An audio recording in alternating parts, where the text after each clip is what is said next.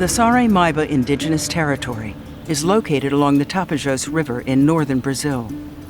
It encompasses more than 400,000 acres of Amazon rainforest. Rich in biodiversity, the region has been home to the indigenous Munduruku people for some 4,000 years. Nós temos muitas vidas aqui, porque os animais também. We have many lives here. The animals are part of our life. The forest is part of our life. The river is part of our life. The people always say, our river is sacred.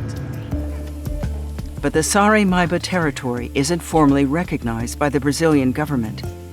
This leaves the river, the forest, and the people vulnerable to an onslaught of environmentally destructive industries. The government looks at our territory like a business plan. With the killing of rivers and land grabbing, everything is covered with indigenous blood.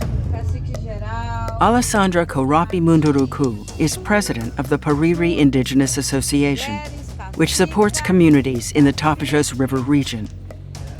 In 2020, she learned that Anglo American, one of the world's largest mining companies, had 13 copper mining research applications in Sare-Maiba territory. Então, quem estava abrindo essa porteira, né?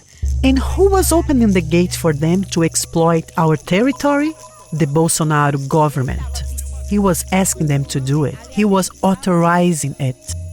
Did anyone ask us if you wanted a mine? No, no one came to ask us. Mining has already destroyed millions of acres of Brazilian rainforest, which is a globally significant carbon sink and has taken a major toll on the Munduruku people. Não importa. It doesn't matter to them if the indigenous people get sick from the mercury. It doesn't matter if the indigenous people are forced to drink river water with sludge. Alessandra immediately sounded the alarm in her community. Anglo-América vai destruir nosso território. Anglo-American is going to destroy our territory. They are going to throw us off our land. And we refuse to accept that. She also began consulting with a coalition of indigenous communities and NGOs to create a strategy to fight the mining company.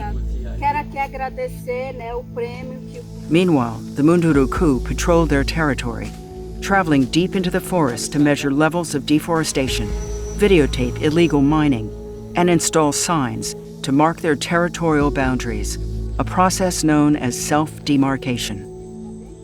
Que a gente espera, né? Demarcation is what we are waiting for, the formal recognition of our territorial boundaries, when they finally give us the document that says, this land belongs to you, the indigenous people. In December 2020, after an assembly of 47 villages, the Munduruku published a declaration against further mining activity. Alessandra followed that with a letter to Anglo American, demanding that it withdraw the permits. Anglo American responded, denying it had any plans to mine in Sare-Maiba territory. Ou seja, é mentirosa. They are liars. Don't try to trick us, because we will investigate. We will search for information. Despite attacks on her home and threats to her life, Alessandra was unrelenting in her campaign. Só querem aprovar projeto que nos massacra e nós não vamos deixar. O povo Munduruku não vai deixar. In May 2021, after months of intense pressure, Anglo American announced it was withdrawing 27 approved mineral research permits on indigenous land, including the 13 in Sare-Maiba territory. Their decision protects a critically threatened area of the Amazon. Isso foi uma vitória muito grande. It was a huge victory. We realized that we are like little ants. When the little ants join forces, we get stronger, and we got stronger until we won the battle against Anglo-American. For outstanding environmental achievement for South and Central America, the 2023 Goldman Environmental Prize is awarded to Alessandra Korap Munduruku, Sare-Maiba Indigenous Territory, Brazil.